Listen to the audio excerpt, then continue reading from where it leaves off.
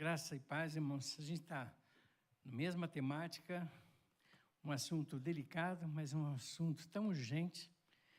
E eu estudando sobre essa temática de voluntariado, vocacionados, eu fiquei impressionado porque a gente tem que partir da história para poder avaliar isso. Se você olha para a Bíblia, você vê alguns termos de liderança. Você encontra a palavra bispo, você encontra a palavra presbítero, você encontra a palavra pastor, líderes, guias.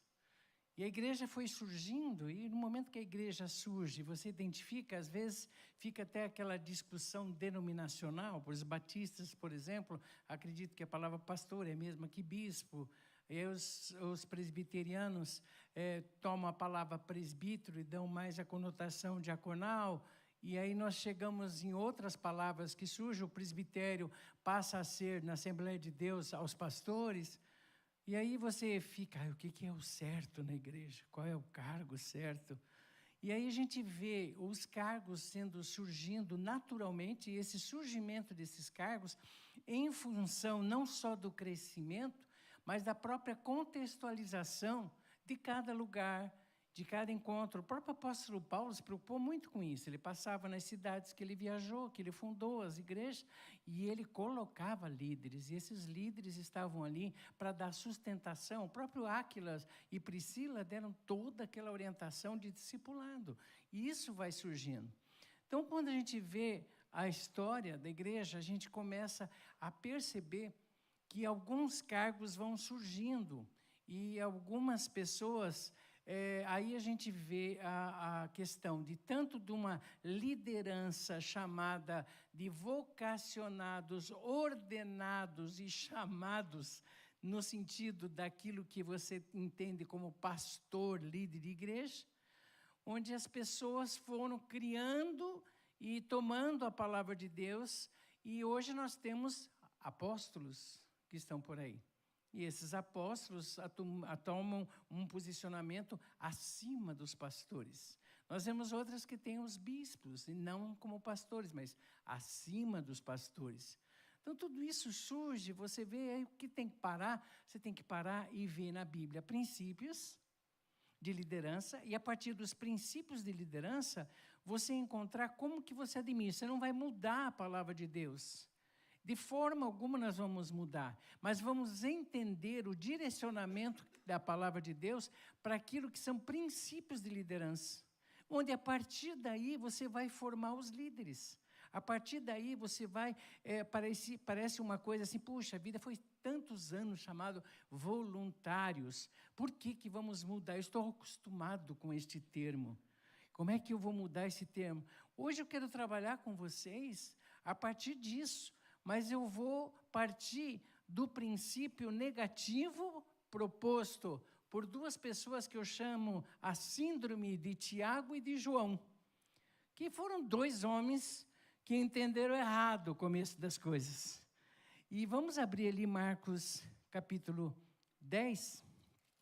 Deixa eu pegar aqui, cadê minha colinha do sermão? Está aqui. Eu sou diferente do Jefferson, tem que ter a minha colinha aqui. Deixa eu abrir aqui a colinha. Está aqui. Marcos 10, 35 a 45. Que situação, gente. Jesus preocupado em passar nos discípulos a mentalidade, eu tenho uma missão, eu estou servindo o Pai, eu estou fazendo o que o Pai quer, eu estou indo para a cruz, é necessário eu morrer.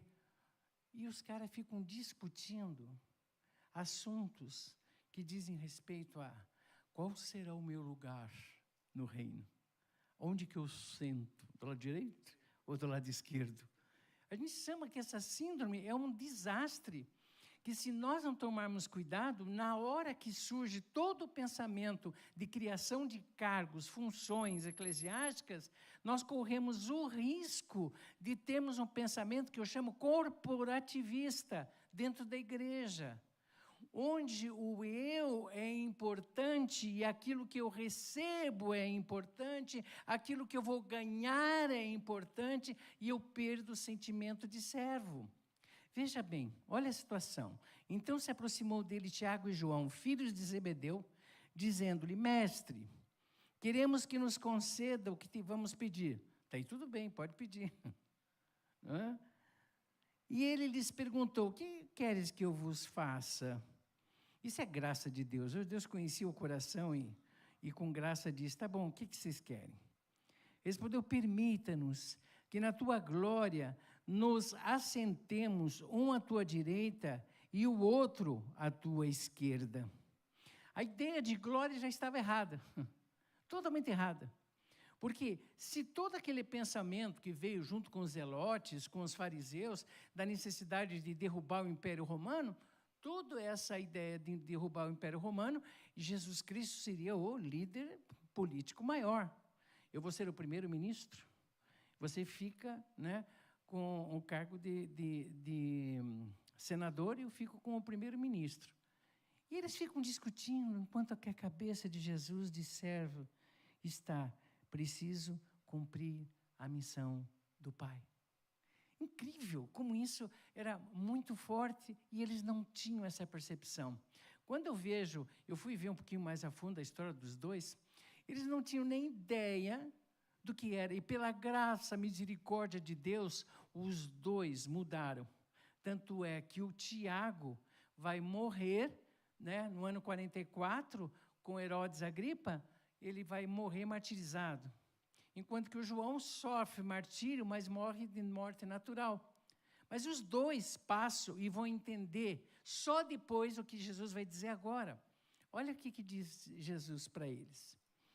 Jesus disse assim, não sabeis o que pedis, podeis vós beber o cálice que eu bebo, ou receber o batismo com que eu sou batizado? Disseram, podemos. Tornou-lhe Jesus, bebereis o cálice que eu bebo e recebereis o batismo com que eu sou batizado. Quanto, porém, ao assentar-se à minha direita ou à minha esquerda, não que compete concedê-lo, porque é para aqueles a quem está preparado. Ouvindo isso, indignaram-se os demais, os 10 contra Tiago e João.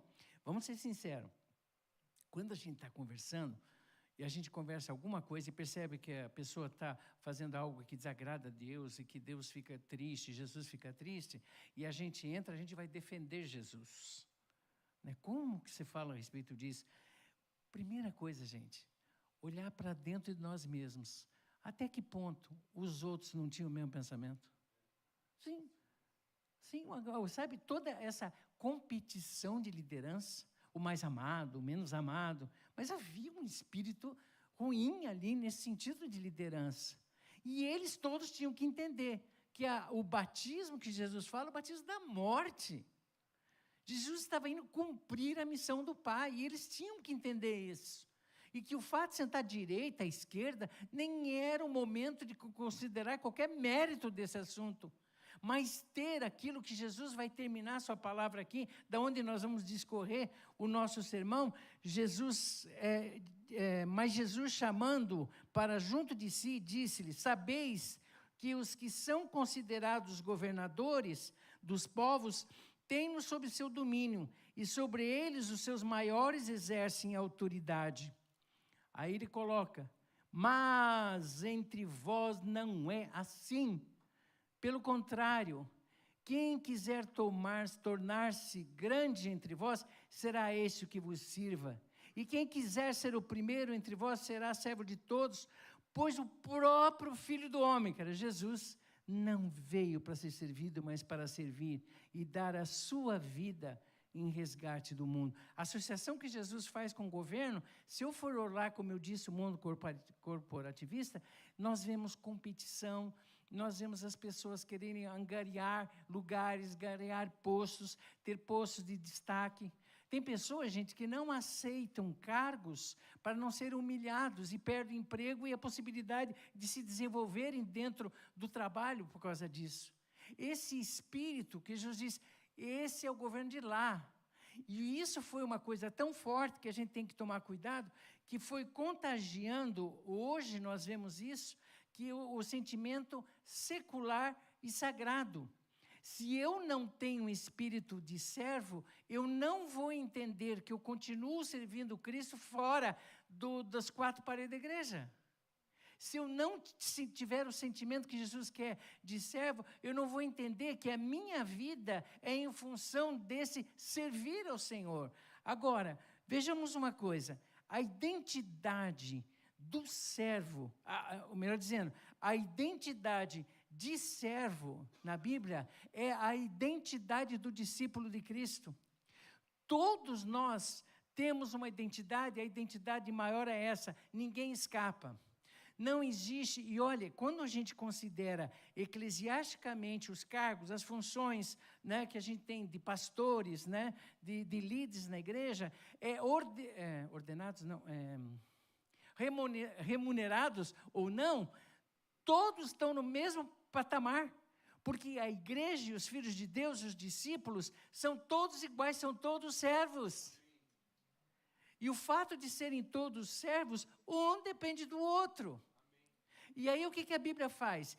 Tem um eixo que a Bíblia constrói, e esse eixo de servo, ele tem algumas conotações, por isso que eu não posso simplesmente, aqui é uma opção que a igreja está tendo, de chamar de vocacionados, mas a realidade do eixo de servo tem algumas conotações aqui que eu quero compreender com vocês. A palavra obreiro na Bíblia. Nós poderíamos chamar obreiros, tem igrejas que têm ministros e obreiros. Eles decidiram isso, amém? Amém por isso. Por quê? Porque a conotação de obreiro, segundo Timóteo 2,5, obreiro aprovado. Quando eu dou conotação de obreiro, a questão de servo, eu estou pensando naquele que ensina. Obreiro é aquele que ministra. Então, eu podia chamar esses todos de obreiro, mas perderia um pouco a noção do que nós estamos pensando aqui, tá? Segundo Timóteo 2,15, procura apresentar-te a Deus como obreiro que não tem que se envergonhar e que maneja bem a palavra da verdade. Deu para perceber? O servo aqui, com a conotação de obreiro, porque ele ministra a palavra, tá? Em segundo lugar, nós temos o outro, que é o cooperador. A ideia de cooperador ela é muito preciosa, porque, veja agora, todos esses termos são termos que temos que considerar quando a gente fala de vida de igreja. O cooperador, que é uma palavra no grego, eu não vou falar a palavra do grego aqui, mas significa o seguinte, Romanos 16:3, saúdem Priscila e Áquila, meus cooperadores. Meus cooperadores, e o 1 Coríntios 3,9 diz, porque nós somos cooperadores de Deus, e vocês são lavouras de Deus e edifícios de Deus. Essa palavra cooperador é o seguinte, não trabalhamos sozinhos. Nós precisamos um dos outros. Então, a ideia de servo tem a ideia também de cooperadores. Como a gente precisa um do outro. Vamos servir? Sim, mas não sozinhos. Então, posso repetir? Estamos como servo, é a palavra servo. Só que o servo pode ter conotação de obreiro, cooperadores, quando eu estou pensando no grupo, e outra, trabalhador. Mateus 9:37. Todos servos. Estão entendendo? Mateus 9:37. Então, Jesus disse aos seus discípulos, a seara é grande, mas os trabalhadores são poucos. A ideia aqui é de labuta até cansar. Todo trabalhador não para. A labuta é grande. E o servo trabalha até cansar. Para fazer aquilo que o servo precisa fazer, porque o seu Senhor pediu que fizesse. Quando Jesus pede que nós oremos, então Jesus diz aos seus discípulos, a seara é grande, mas os trabalhadores são poucos. Ele diz, pedi trabalhadores. Então agora, todos nós estamos pensando no servo como trabalhador. Nós não estamos parados, nós estamos na ativa. E não dá para considerarmos a questão que do lado corporativo tem. Não vou essa semana, não estou muito bem, estou cansado. Né? Não. A gente está com a disponibilidade de servir no trabalho do Senhor. Quer ver outra palavra que eu gosto muito? Né? Essa palavra, trabalhador, foi uma, e agora, em cima disso tudo, gente, nós poderíamos ver uma coisa um pouquinho árida, que seria trabalho, servir. Sabe o que a Bíblia diz? que para que tudo isso aconteça, além dele nos chamar de tudo isso, ele nos chama de amigo, porque ele quer relacionamento. Então, esses servos são chamados para o relacionamento. Eu gosto muito, porque o texto diz, João 15:15, já não chamo vocês de servos, porque o servo não sabe o que o Senhor faz, mas tenho chamado vocês de amigos, porque tudo que eu vi de meu Pai, eu lhe dei a conhecer. Jesus não nega aqui a identidade de servo, mas nos chama para um relacionamento de amigos. Esses servos não estão secamente vindo porque Deus convocou, eu estou aqui, não. Ele nos chama para amizade, estarmos com Ele, o entendermos intimamente, entendemos o que Ele pensa, entendemos qual o propósito, entendermos o espírito de caráter que gerenciou Cristo em fazer aquilo que o Pai pediu para que Ele fizesse. Da mesma forma, é no convívio da amizade que eu vou entender a obra, e aí eu me lanço. Mas o espírito de servo é o que marca o caráter da vida do discípulo de Cristo. Só que eu quero trabalhar um pouquinho sobre a questão dos problemas do voluntariado. Quando eu chamo a palavra voluntário, foi muito interessante a gente mudar a palavra voluntário, porque tem alguns probleminhas que a conotação voluntário traz. Quer ver? Eu vou ser breve para vocês, ver se vocês concordam comigo. O voluntário, ele serve por escolha, enquanto que o servo escolhe por chamado. O voluntário, ele escolhe se vai servir ou não. Mas o servo não. Eu sirvo porque foi chamado. Por causa do tempo eu não vou ler os textos, tá? Mas só para vocês verem. O voluntário serve ocasionalmente, enquanto que o servo vive uma vida de serviço. Essa questão de ocasionalmente, eu vou ver, então chega o Mateus, o pastor Jefferson, né? Conversa, olha, a gente vai ter, vai ser um trabalho especial da igreja, vai ser, então essa data eu posso, eu já agendei que eu posso fazer isso. Ocasional.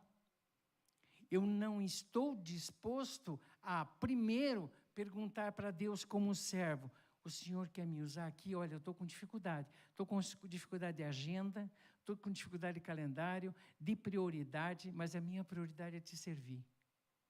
Gente, que gostoso vocês ter que refazer a agenda de vocês em função do sopro do Espírito. Coisa mais gostosa que você vai ter.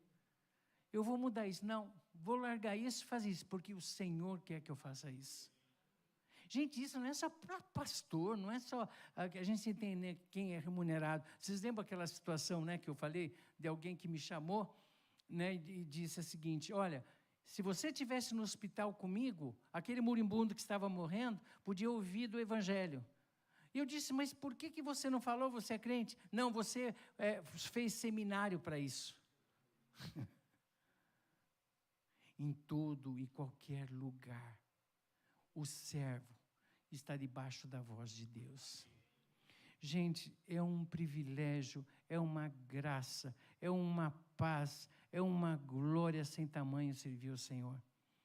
Que alegria que traz ao coração, que paz. Sabe, a gente sente quando Deus nos usa, o que passa no coração de vocês? Que alegria que tem no coração de cada um de nós. Isso, gente, é outra coisa, eu tenho que falar do voluntariado, a gente está mudando, ainda bem que está mudando hoje, né, gente? Tá? O voluntariado busca reconhecimento, enquanto que o obreiro busca a glória de Deus. Essas diferenças aqui, vale eu endossar quem trouxe essas diferenças de voluntariado, que foi o pastor o Theo Hayashi, que trouxe essas diferenças que eu achei muito sublimes. Gente, a glória é para o Senhor. Enquanto que no corporativismo, eu busco, né, uma vez o pastor Saião disse que tem pessoas que querem ser o rei da cocada, que era um tema que tinha aí, né? Ser o rei da cocada. Não, eu quero, igual João disse. O que João disse? Que ele cresça e eu diminua. Queridos, que gostoso servir desta forma. Por último, Um voluntário, escute o que eu vou falar. O voluntário pode desistir. O servo persevera. O servo persevera, mesmo que está difícil. Por amor ao seu Senhor. Por amor àquele que o chamou. Por isso, para terminar essa mensagem, nós não teríamos outra coisa a não dizer para vocês. Os dons que o Espírito Santo de Deus e os talentos serão um instrumento de Deus para que você seja um verdadeiro servo para a glória do Senhor. Por isso que o texto da Escritura traz, Romanos 12, se o meu dom é servir, sirva. Se é ensinar, ensine. Se é dar ânimo, que assim faça. Se é contribuir, que contribua generosamente. Se é exercer liderança, que exerça com zelo. Se é mostrar misericórdia, faça com alegria. Procura apresentar-se a Deus aprovado como obreiro que não tem do que se envergonhar e que maneja corretamente a palavra da verdade. Você tem dons, você tem talentos. Eu vou dizer assim em termos eclesiásticos. O que a gente precisa? Que você venha servir, porque quem vai ser abençoado é você. Eu gostei da colocação que o pastor Jefferson fez. Você vindo, gente, você está sendo abençoado. E é impressionante a alegria de servir ao Senhor. Por favor, a partir de agora, mesmo que a gente está meio viciado, nós seremos os vocacionados. Tá bom? Só que você não vai sair, não vai descer, não. Você vai agora responder como vocacionado. Aonde é que você quer atuar?